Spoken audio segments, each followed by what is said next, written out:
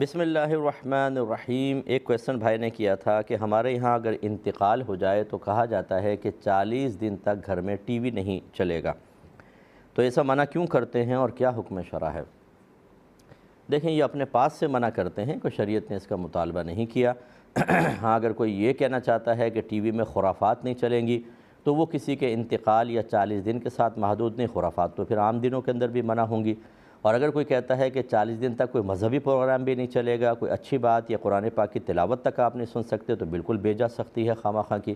تو خلاصہ کلام یہ ہے کہ شریعت کی طرف سے تو کوئی منع نہیں ہے، کیونکہ نبی کریم صلی اللہ علیہ وسلم کے دور میں نہ ٹی وی تھا، نہ قرآن کے اندر ٹی وی کا ذکر ہے۔ یہ تو بعد کا ہی مسئلہ ہے، یقینی سی بات ہے، اور اس میں کوئی ایسی شرعی وجہ نہیں ہے کہ جس کی بنا پر منع کیا جائے کہ گھر میں مطلقاً ٹی وی نہیں چلے گا۔ تو اس لیے اس کی کوئی رعایت کرنے کی ضرورت نہیں ہے۔ یہ کہتے ہیں، بعض لوگ کہتے ہیں کہ ٹی وی شیطان کی مثل ہے، کیا یہ بات صحیح ہے؟ دیکھیں، ہو سکتا ہے کسی نے ٹی وی یا سوشل میڈیا یا میڈیا کے برے نتائج کو دیکھ کر اور غلط قسم کے پروگرام کی وجہ سے نتیجہ مرتب کیا ہو کہ ٹی وی گھر میں ایک مثل شیطان کے ہے،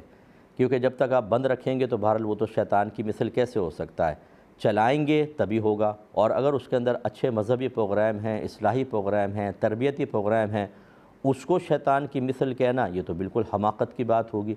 ہاں، یہی ہو سکتا ہے کہ کوئی خراب چیز اس کے اوپر دیکھیں گے تو پھر یہ ٹی وی جو ہے ایک شیطان کی مثل کردار ادا کرے گا، یہ کہہ سکتے ہیں۔ باقی بہرحال بہت سارے لوگ ایسے ہوتے ہیں جو بغیر سوچے سمجھے اس قسم کی باتیں کہتے ہیں، اور وہ پبلک کے اندر اپنی پر اثر تقریروں کے ذریعے ایک اثر قائم کر لیتے ہیں۔ بات بالکل کمزور ہوتی ہے، ویک ہوتی ہے، لیکن لہجہ،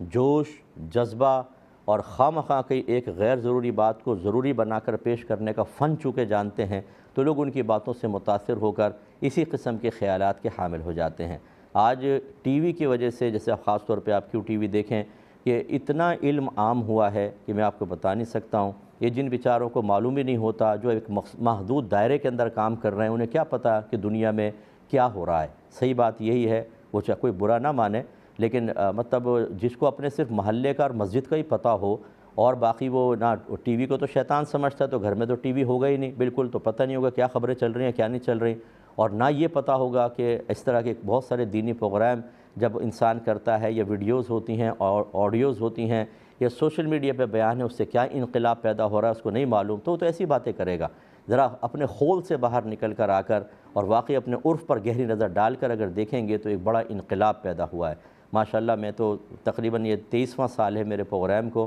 جتنے مثبت اثرات میں دنیا کے اندر پروگرامز کی وجہ سے دیکھ رہا ہوں، وہ لوگ جانتے ہیں کہ جو واقعی ایسی نظر رکھتے ہیں۔ بہت تبدیلیاں پیدا ہوئی ہیں، لہٰذا اس طرح بغیر سوچے سمجھے جملے کہنا قطعاً غیر مناسب ہے، یا پوری وضاحت کے ساتھ کہے جائیں۔